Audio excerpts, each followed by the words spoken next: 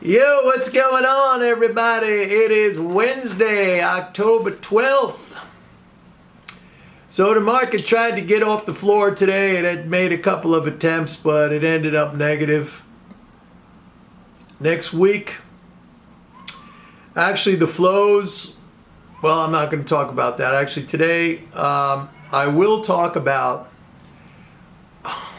another one of these ridiculous, misinformed, stupid articles I saw on one today. It was on Market Watch, and this is just, this is par for the course, folks. This is, I've spoken to you guys about this stuff many times. If you want to listen to the financial media, like if you want to follow CNBC, if you want to follow Fox Business, if you want to read Market Watch, if you want to read the Wall Street Journal, then basically you just want to be stupid.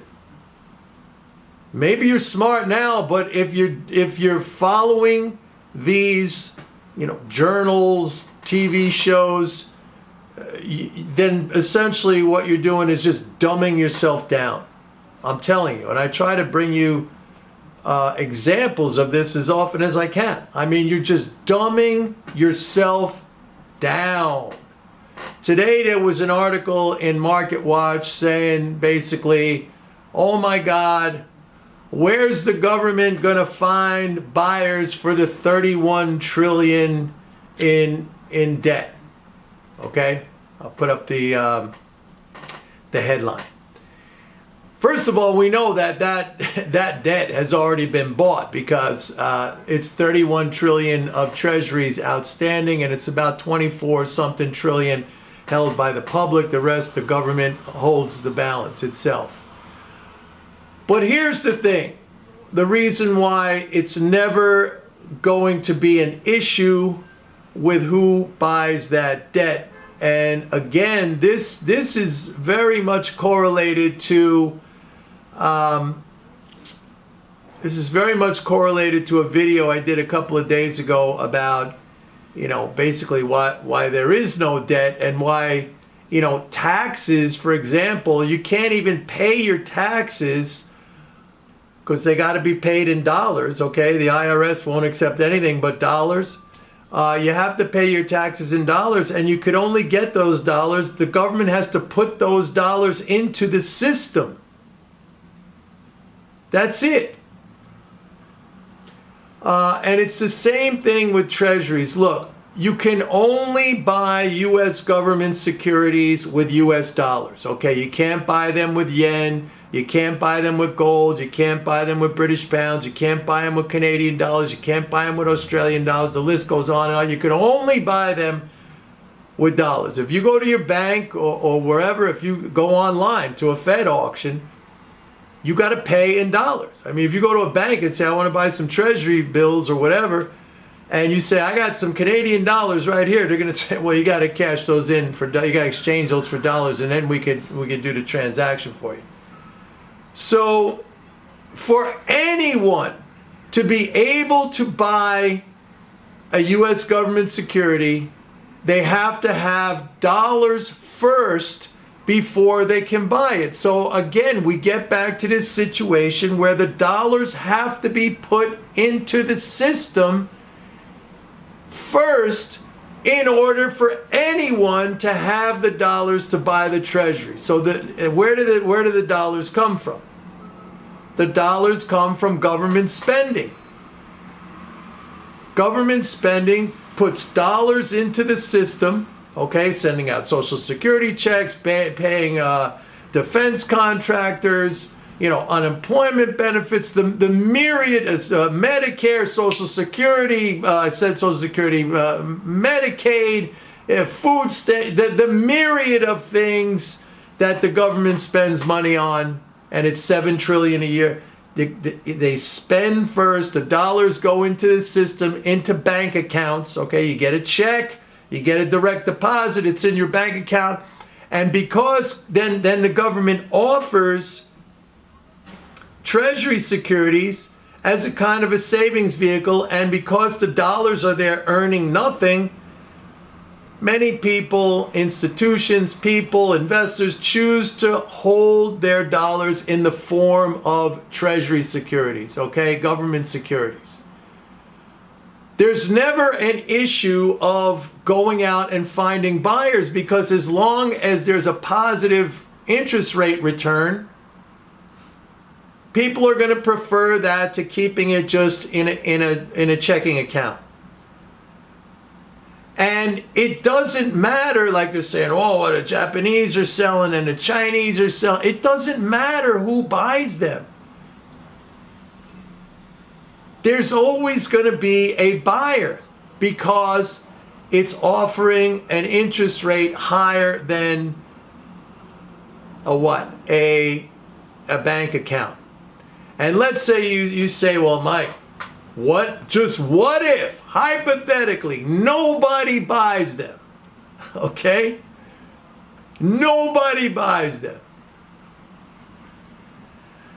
Then you have a situation where the Fed, because of its function as an interest rate setter, and they want to, ostensibly, they want to, keep that rate, whatever it is, their policy rate, anchored at some level. The Fed will buy to sustain their policy rate. But again, it doesn't come to that because the dollars pile up in the system. Here's the other thing. When the dollars from government spending, this is why the natural rate of interest, when you always hear these economists and especially these Fed people saying, we got to normalize the rate. We got to normalize, like, what does that mean? Like, for them, they're just, picking some number out of the air. Normalize the rate. It's just some arbitrary, it used to be like 2%, now it's going to be 4%, it's jumping all over the place. There's only one rate that is normal, and that's zero, okay? Because if there was no central bank doing these ridiculous, rate adjustments all the time, if there was no central bank and the government just went on as it normally does, spending, provisioning itself, providing for the military, the common defense, the general welfare, of the citizenry, like it says in the preamble of the Constitution, which it's mandated to do, okay? Provide for the common defense, promote the general welfare, and ensure the blessings of liberty to ourselves and our posterity, do ordain, and we establish this Constitution for the United States of America. That's the preamble. It's mandated in there, okay? So if the government were to just continue spending without the interference of the central bank, of the Fed, deciding, oh, today we're going to have zero rates, now we're going to have 4% rate. If the government were to just continue spending, the reserves would pile up in the banking system, trillions, and there would be downward pressure on rates. The rates would gravitate to zero all along the curve, okay? Because banks would be looking to make a little bit by lending out the reserves to other banks overnight, and that competition of lending as this massive amount of reserves pile up in the banking system, right? It's a question of supply. If you have a massive supply of something, what usually happens? The price goes down. It's basic microeconomics. You got a massive supply of something, what happens? The price goes down, okay? So like,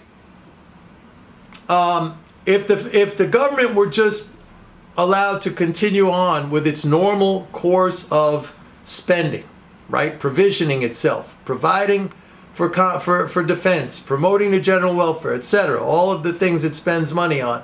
And there was no central bank saying, okay, today we're going to go to 4%.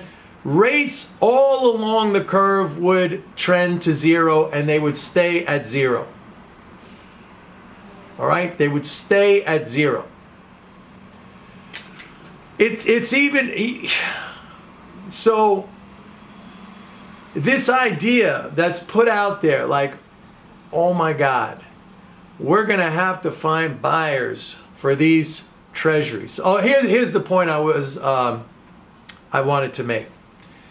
So if the rates would naturally gravitate to zero, that would take away the ability of the Fed to conduct monetary policy, set a rate, right? So what happens is Treasury sells government securities to drain some of those reserves, okay? So the sale of government securities, whether it's bills or bonds or notes, in total, the sale of government securities, what that really is, okay, follow me here. What that really is a reserve drain. It's not borrowing. They need to drain out some of that excess cash. Otherwise, this pressure for rates to go down to zero is going to be there, building up and building up and building up.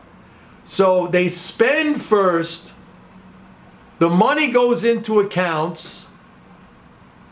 People voluntarily and institutions voluntarily buy government securities because they offer a risk-free higher rate of return than cash sitting in a bank account. And then the government is also selling these securities to drain out some of those excess reserves. So it keeps a positive interest rate. Otherwise, the rate would go down to zero and it would stay at zero. It might even go negative. So that's what happens. That's the reason for, they call it public debt sales. It's not debt, but I mean, it's a reserve drain. All it is a reserve drain. And the Fed and the Treasury work together. The Fed knows what the Treasury is going to issue, and they kind of get together and they work together so that the rate could be, whatever the Fed's policy rate is, it could be maintained. But they're not going out. It doesn't matter if the Chinese, and this was a big thing, like, oh, the Chinese are going to sell, and, it's going to be horrible. Rates are going to spike. Look, rates are going up. I'm not going to say they're not, but they're going up because the Fed keeps putting them up higher. I'm telling you this right now, folks, whether you want to believe me or not. The Chinese could sell every single treasury they have. What do they got? Like over $1 trillion something? I don't know the exact amount, but it's like $1 trillion something. They could sell every treasury they have to the last dollar. And if the Fed set rates at zero, it would be at zero. It wouldn't make one bit of difference if the Chinese sold, if the Japanese sold. By the way, if you look at that, there is a page on the U.S. Treasury's website. If you Google, and I'll put the link in here, if you Google foreign holders of U.S. debt, okay, go to Google and type in foreign holders of U.S. debt, you'll get that page, and it gives you the exact breakdown to the dollar of how much every country holds. And it goes back a year. So you can see that the Chinese have been selling some. It's not a big deal. And the Japanese have been selling some. But other countries have been buying. All right? Like UK, I believe their holdings going up. What is that? That might be OPEC. All right? At one time, Ireland, little tiny Ireland at one time was like the third biggest holder of U.S. Treasuries. This is true. At one time, I don't know where they rank now, but they might still be like in the top 5. I don't know. But at one time, Ireland was just underneath Japan and China. You know why that was? Because of Apple. Apple had, remember, they put everything offshore to avoid taxes. And they were holding, and Apple was domiciled. I think the headquarters, the main, corporate entity was in Ireland, which is like a tax-free something, and they were holding their treasuries under the banner of Ireland. Fascinating. Little Ireland had the third largest. I don't know if it's still the case. You got to check it out. But it doesn't matter who's selling them. I mean, somebody's going to buy them. And at the end of the day, the Fed has to has to maintain its, it has to maintain its target rate. And it'll conduct monetary operations. Now, just understand something here, very important. The Fed cannot buy directly from the Treasury. I think a lot of people think like, oh, well, the government's, it's because the Fed's giving the government money. No. Please understand this. The Fed cannot, okay? By statute, the Fed cannot buy directly from the Treasury. The Fed buys in the secondary market after dealers and investors have already bought. So the Fed is buying from dealers who have already bought at auction. The Fed is buying from investors who already hold Treasuries, okay? So the buying has already happened. And that's even the second step, okay? The first step is the money, the dollars have to be put there first in order to buy the government securities. And the sale of government securities is simply a reserve drain. Okay? Sometimes you need to drain the pool, right? Remember, a lot of times I say, well, you can't drain the pool until you fill it up. In this analogy, it would be like the pool is starting to overflow. I mean, the reserves are coming in. Think of the reserves as water coming into the pool. Levels going up, the levels going up, the levels going up, the levels going up. It's coming up close to the top. It's coming up close to the top. And now it's starting to overflow. Think of it. Think of your bathroom. You put the bathtub on. You're going to take a bath. You put the bathtub on. Then you go to the kitchen and you're doing stuff in the kitchen. You're making some dinner or whatever. And you forgot that you left the water running in the bathtub. And what happens? You go into the bathtub and it's right up to the top, just about to overflow and flood your whole place. So what do? You got to drain it out. You got to drain some out. Otherwise, you got a problem. Same thing here. So imagine the reserves piling into the banking system from government spending. That's like the water going into your bathtub. And then you went away, to do something in the kitchen, and that water's coming up. Reserves are coming in. That water's coming up. That water's coming up. That water's coming up. And all of a sudden, oh my God, I got to drain some of this water out, or there's going to be a flood in my house. So you got to drain some out. And that's exactly what Treasury sales are. It's to drain some of those reserves out. Now, personally, I say keep the rate at zero permanently. We avoid all this unnecessary volatility, like one day it's 0, the next day it's 4%, the next day who knows what it is. Like, how can businesses plan from that? I mean, this is, they're just injecting all this needless volatility. Keep the rate at 0. And by the way, that's also, you hear economists say, we got to get to the neutral rate. What is neutral? They just pick a number out of the air. Neutral 3%, 4%. It's completely arbitrary.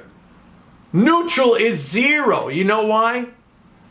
Because at 0, there's no fiscal injection. Okay? You're not adding any interest income into the economy, nor are you taking any out. Okay? A negative rate would be taking it out. A positive rate puts it in.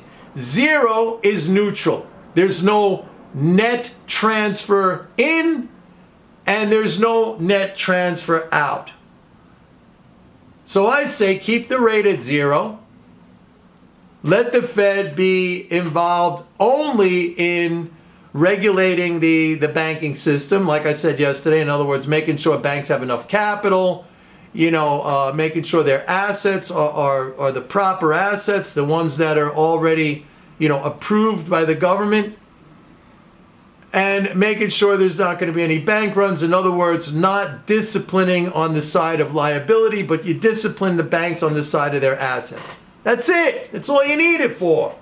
And then let fiscal policy regulate, inflation, economic growth, and employment. Bingo! You're done. All right, everybody? I hope that helps. Bye.